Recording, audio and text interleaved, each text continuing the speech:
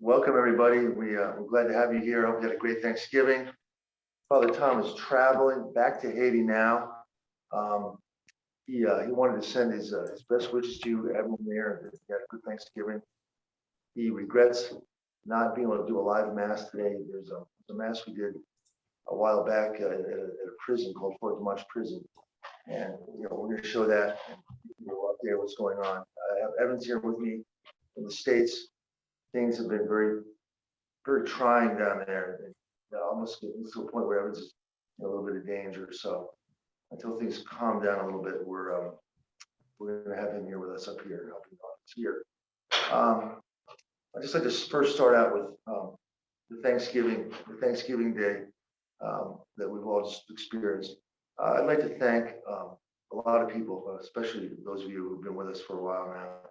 And I put together just a list of folks that I feel merit a specific shout out or identification. So we're going to start give a list of there. So David's going to put that list up.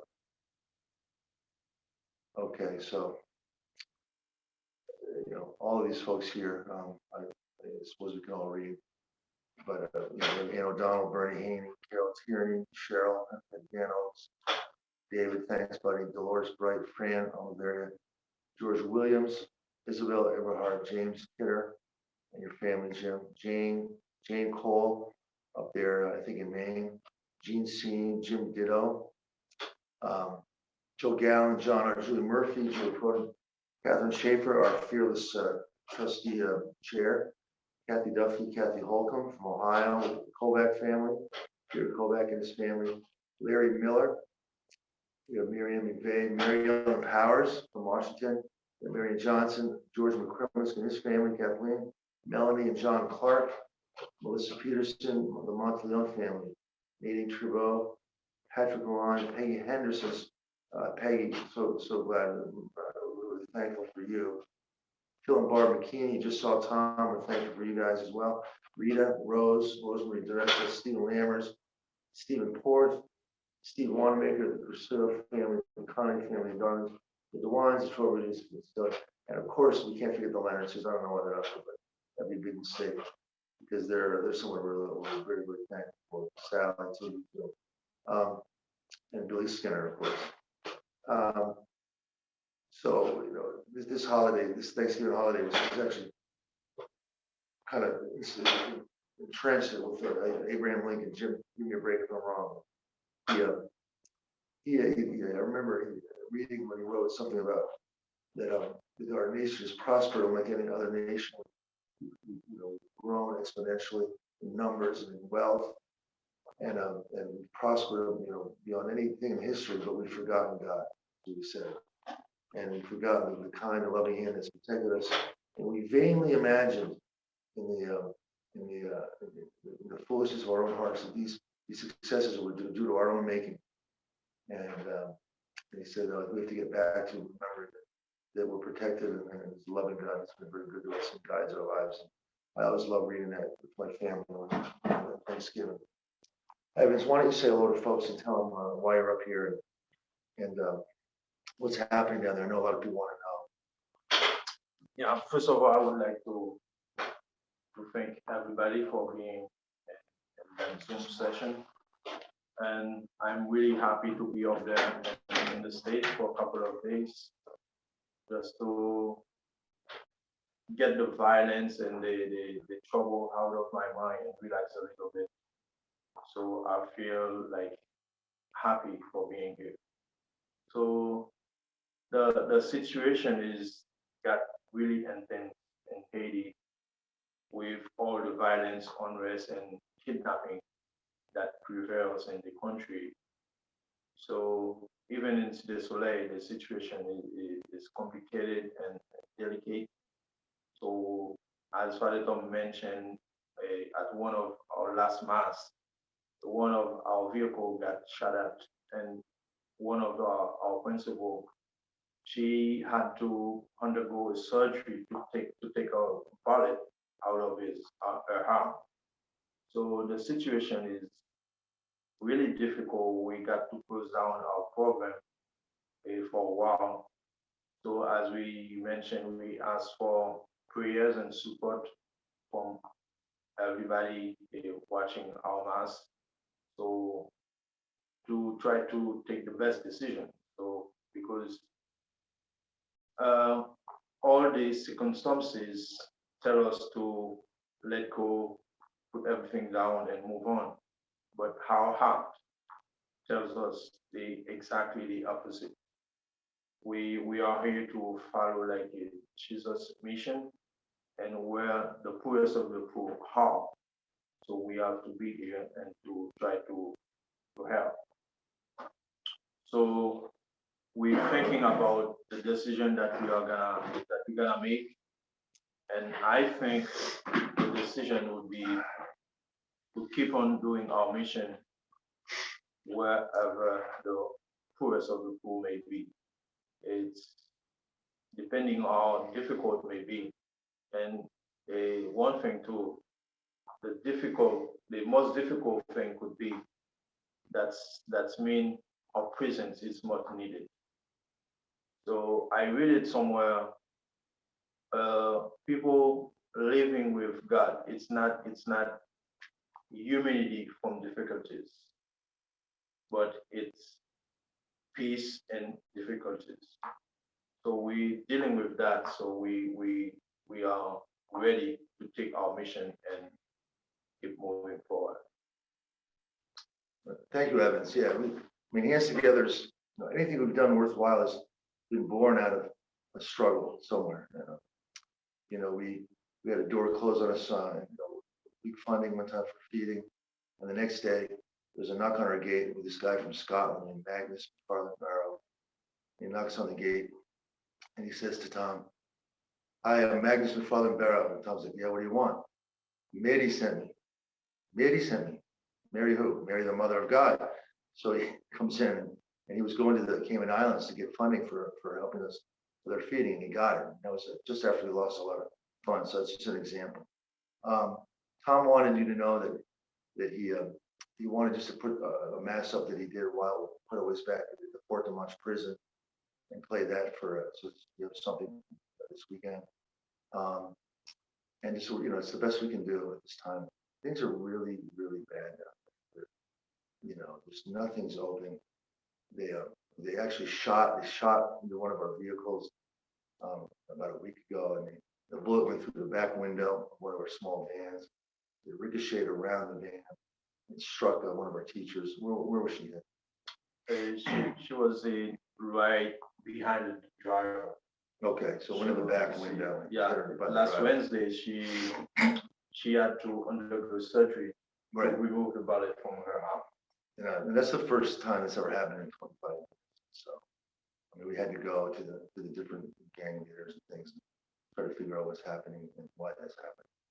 But it's clear that the fighting is during the day when children are going to school. We can't do it. We put together some resolutions that would, at least curtail violence during the daytime, and it's just not working. So we're not sure what we're going to do. We're looking for a temporary space outside of City Soleil for a while, bus our students out there, but we'll do something. We'll do something. I'm going back with Evans on Tuesday, try to deal with this situation. And it's not, I'm not looking forward to it, for sure. But just pray for us. It's impossible to exaggerate the impact that we have on that area. We were giving water. We're giving water every day to thousands of people. We're feeding. We're educating people. And we actually got a call from the Prime Minister. Our water truck broke down, and the Prime Minister called, and he was like, "Why aren't you guys still giving water?" Almost like relying on us because we're one of the only groups in there. So we're actually going to buy a new water truck. I'm looking for it now.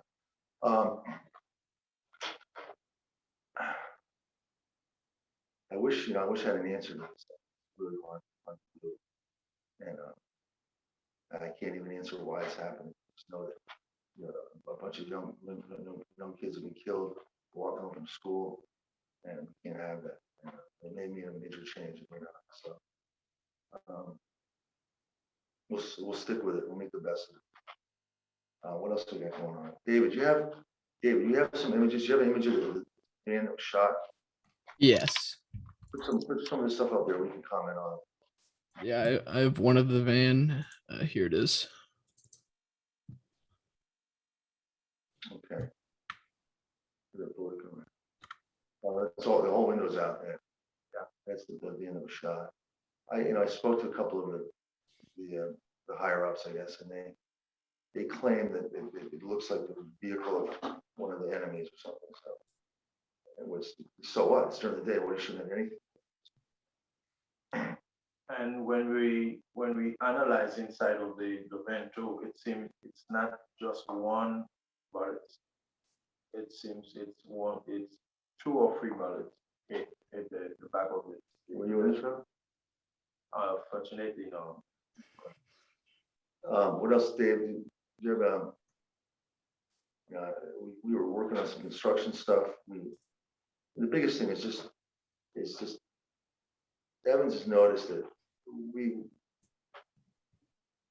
tried to get the people to respond to this. The effect on the people and the population is absolutely stunning. It's like they're traumatized. A lot of times you see areas where we educate a lot of people. They kind of rise up and say enough's enough, and they speak out against it.